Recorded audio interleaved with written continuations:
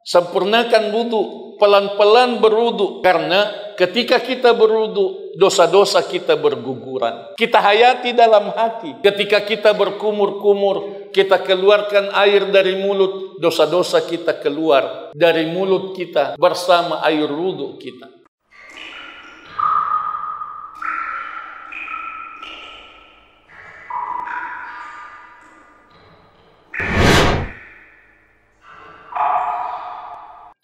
Assalamualaikum warahmatullahi wabarakatuh.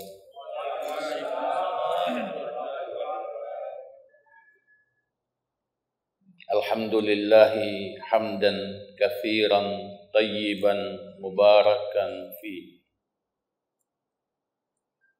mil'as samawati wa mil'al ardi wa mil'a ma bainahuma wa mil'a ma sya'a min syai'in ba'd. Ahlas sana'i wal majd ahaqqu ma qala al-'abd wa kulluna lahu 'abd. Allahumma la mani'a lima a'tait wa la mu'tiya lima mana'at wa la yanfa'u dzal jaddi minkal jadd. Allahumma salli wa sallim wa barik ala sayyidina Muhammad wa ala alihi wa sahbihi wa man ihtada bi hadihi wastanna bi sunnatihi wa da'a bi da'watihi ila yaumiddin. Allahumma rabb Jibril wa Mikail wa Israfil fatiras samawati wal ard alimal ghaibi wasyahada anta tahkumu baina ibadika fima kanu fihi yakhtalifun ihdina lima ikhtulifa fihi minal haqqi biiznik innaka tahdi man tasha ila siratin mustaqim. Allahumma amin. Amma ba'd. Jamaah Masjid Al-Mu'awana Bulukumba, wabil khusus pengurus masjid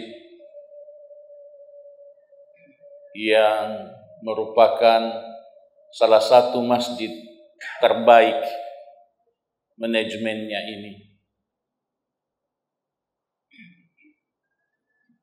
Penghargaan dan doa keberkahan khusus untuk komunitas pejuang subuh yang semoga istiqamah di jalan perjuangan menegakkan salat jamaah, terutama salat subuh.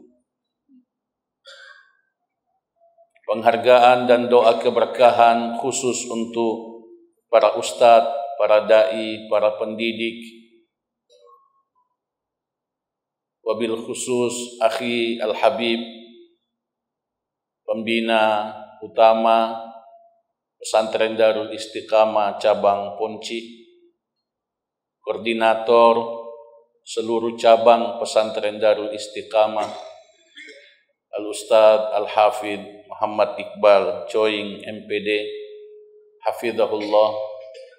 Adik-adik, anak-anakku, generasi muda Islam, harapan umat, pemimpin masa depan yang insya Allah lebih baik dari kita semua.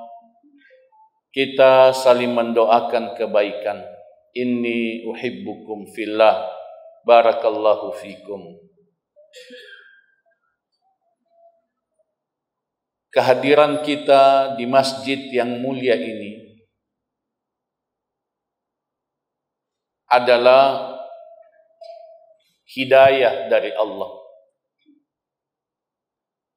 rahmat kasih sayang dari Allah. Allah Subhanahu wa ta'ala memilih kita untuk salat subuh berjamaah di masjid ini.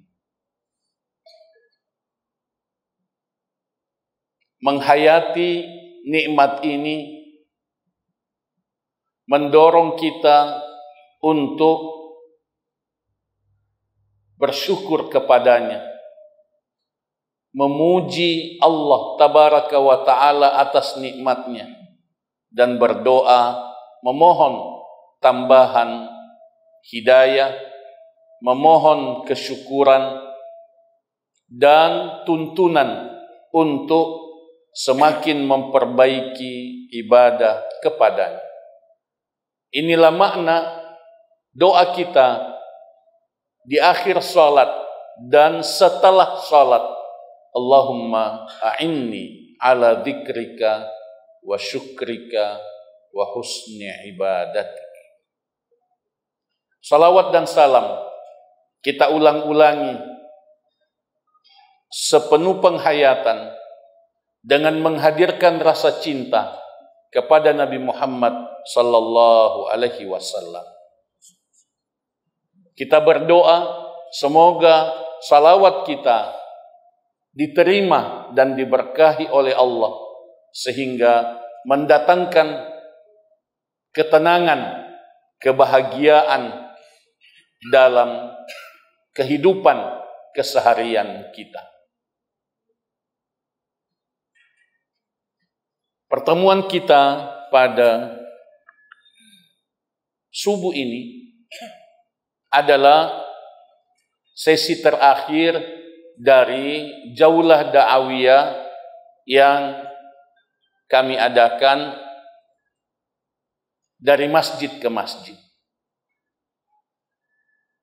dengan membahas kitab yang sangat baik, lebih 1000 amalan sunnah dalam sehari semalam, yang ditulis oleh Syekh Khalid Al-Husainan, seorang ulama berkebangsaan Kuwait rahimahullah. Beliau telah wafat beberapa tahun yang lalu. Kitab ini dianjurkan untuk kita miliki, kita pesan, kita beli, dan ada PDF-nya. Ini ada PDF-nya. Sangat baik dan menjadi rujukan di dalam bab amalan-amalan sunnah.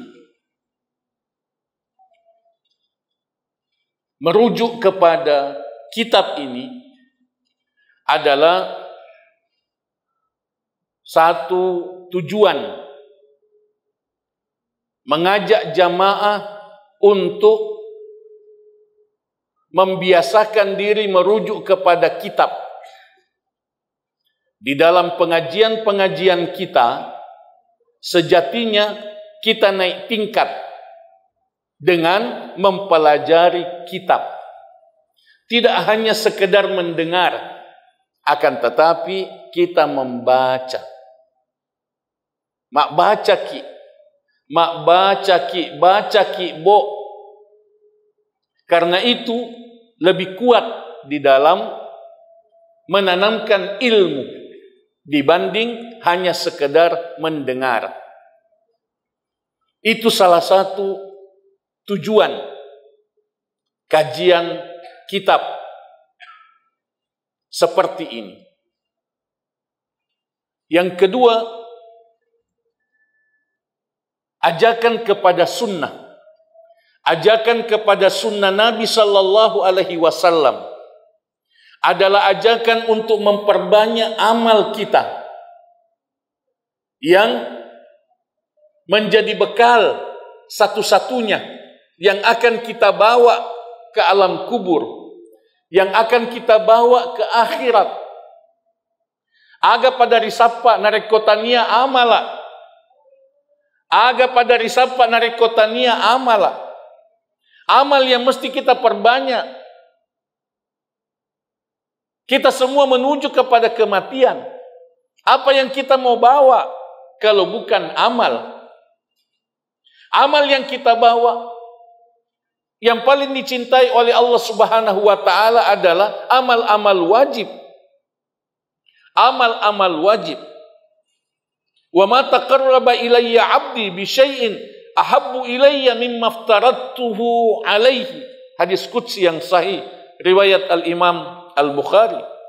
Allah berfirman, tidaklah hambaku mendekatkan diri kepadaku dengan satu amal yang lebih aku cintai melebihi amal-amal wajib, amal-amal yang aku wajibkan kepadanya. Itu yang paling utama dalam kehidupan kita. Salat wajib, puasa wajib, zakat wajib, haji wajib, tilawah Al-Quran wajib, dakwah wajib. Semua yang wajib-wajib yang diwajibkan oleh Allah Subhanahu wa taala. Birrul walidain wajib. Belajar Islam wajib. Menutup aurat wajib. Itu amal-amal utama. Itu amal-amal prioritas. Setelah itu amal-amal sunnah. Wala yazalu 'abdi yataqarrabu ilayya bin nawafil hatta uhibbah. Dan senantiasa hambaku mendekatkan diri kepadaku dengan amal-amal sunnah. Bin nawafil, amal-amal sunnah. Salat sunnah, puasa sunnah, sedekah sunnah, amal-amal sunnah. Inilah yang dikaji oleh buku ini. Lebih 1000 amalan sunnah sehari semalam. Lebih 1000 amalan sunnah sehari semalam. Mulai bangun tidur. Mulai dari bangun tidur. Ada berapa amal ketika kita bangun dari tidur. Amalan sunnah ketika bangun dari tidur. Kemudian sunnah-sunnah masuk kamar mandi. Sunnah-sunnah keluar dari kamar mandi. Sunnah-sunnah ketika berwudu. Sampai di situ pembahasan kita di masjid yang terakhir tadi malam. Sunnah-sunnah wudu. Setelah itu sunnah-sunnah dalam keluar rumah. Sunnah-sunnah berpakaian. Sunnah-sunnah dalam keluar rumah, jalan ke masjid. Dibahas semua sampai sunnah-sunnah menjelang tidur. Sunnah-sunnah menjelang tidur. Semua dengan hadis-hadis dari Nabi Sallallahu Alaihi Wasallam yang sahih. Dianjurkan kita baca buku ini. Barakallahu fikum. Kemudian pembahasan kami pada kitab ini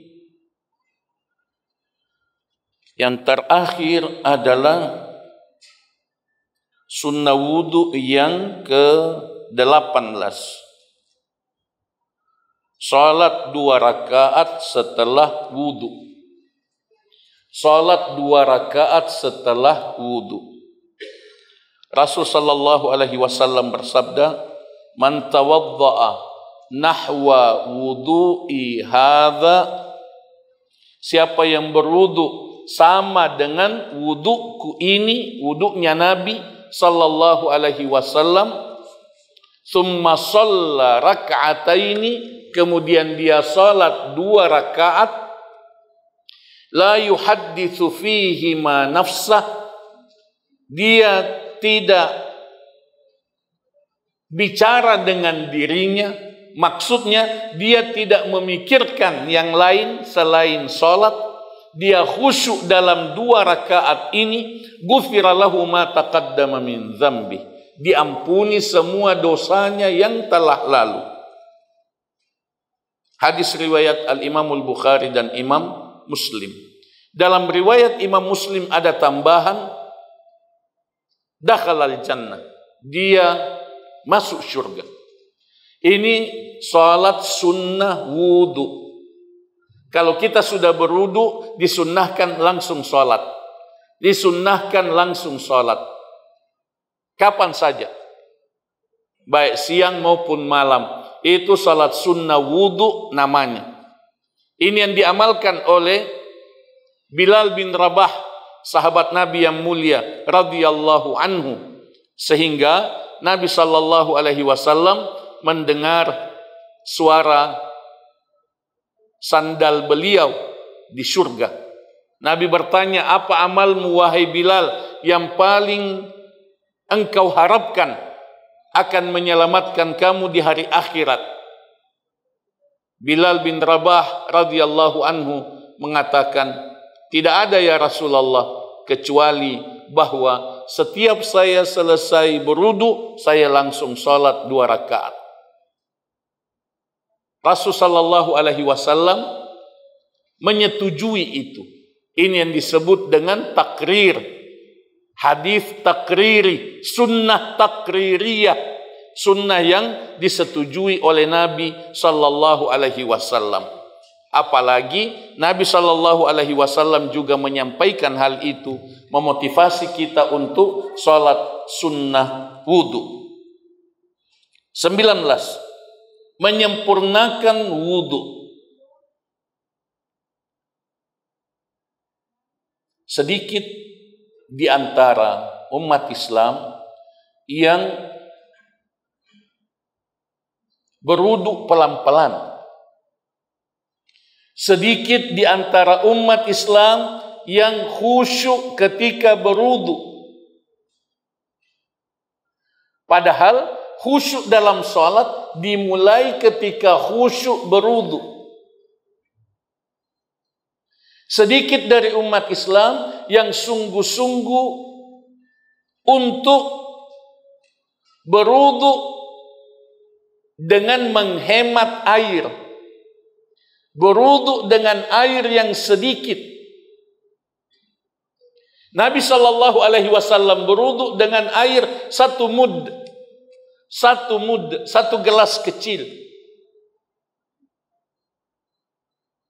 Dan beliau sallallahu alaihi wasallam melarang kita menggunakan air terlalu banyak ketika berwudu.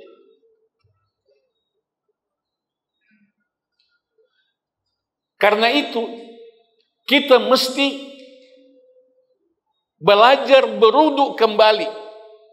Kita mesti mengulangi kajian kita terhadap wudu. Jangan bosan. Jangan bosan belajar berwudu. Jangan bosan belajar salat. Jangan tersinggung dan jangan menolak kalau ada cara kita yang keliru. Karena kita belajar. Karena kita belajar. Dan kita belajar dari sumber dari Nabi sallallahu alaihi wasallam. Banyak kitab, termasuk yang diterjemahkan ke dalam bahasa Indonesia, tentang kekurangan dan kesalahan dalam salat, kekurangan dan kesalahan dalam berwudu. Penting untuk kita kaji, penting untuk kita baca. Kita mesti terbuka terhadap ilmu warisan manakna Nabi tak sallallahu alaihi wasallam. Tapaka raja manakna Nabi tak sallallahu alaihi wasallam. Tapaka lebih manakna Nabi tak sallallahu alaihi wasallam. Engkaki makasiwian nasabak pak disengeng. Engkaki makasiwian nasabak pak disengeng karena ilmu warisan Nabi sallallahu alaihi wasallam. Karena itu penting untuk terus kita belajar. Penting untuk terus kita belajar. Contoh, menyempurnakan wudu. Jangan wudu cepat-cepat. Jangan wudu buru-buru. Sebelum berwudu berniat ikhlas. Sebelum berwudu berniat ikhlas. Seringkali dilupakan. Ucapkan dalam hati, saya berwudu lillahi ta'ala. Karena tidak sah. Tidak sah wudu kita kalau kita tidak berniat ikhlas. Inna Allah la yaqbalu minal amali illa ayyakuna khalisan wa batughiya bihi wajhu. Hadis sahih dari Nabi sallallahu alaihi wasallam. Sesungguhnya Allah tidak menerima satu amal, tidak menerima satu amal kecuali ikhlas.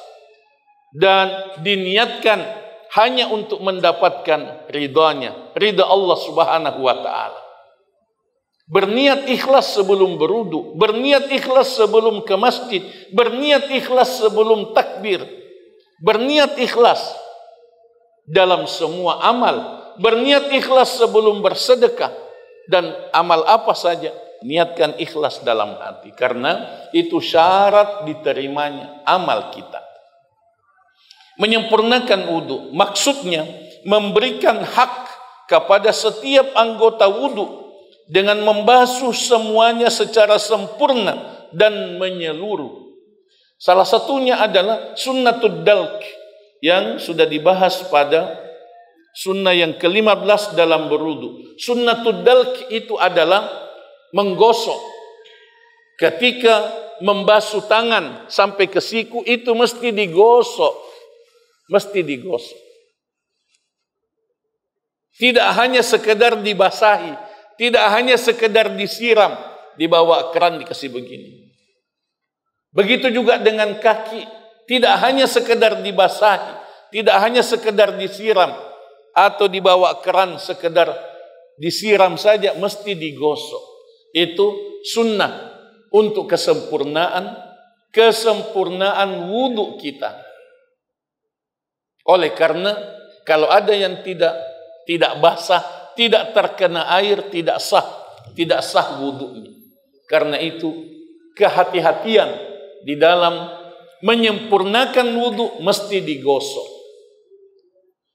Seorang muslim dalam kesehariannya berwudu berkali-kali, paling tidak 5 kali kita berwudu sehari semalam, dan yang lainnya terkadang lebih dari 5 kali ketika hendak melakukan salat-salat sunnah seperti salat duha atau qiyamul lail. Apabila setiap kali berwudu seorang muslim dapat mengamalkan sunnah-sunnah tersebut, ada 18 sunnah sebelumnya, tentu ia akan mendapatkan pahala yang sangat banyak. Artinya ini adalah motivasi untuk kita berwudu lebih baik, lebih sempurna, lebih tenang, lebih khusyuk dengan berniat ikhlas. Faidah mengikuti sunnah berwudu. Rasul sallallahu alaihi wasallam bersabda, "Man tawaddaa," siapa yang berwudu, fa ahsanal wudu'a, lalu dia memperbaiki wudunya, dia menyempurnakan wudunya, kharajat khatayahu min jasadi, keluar dosa-dosanya dari tubuhnya, hatta takhruja min tahti adfari, sampai dosa-dosanya keluar dari bawah kukunya.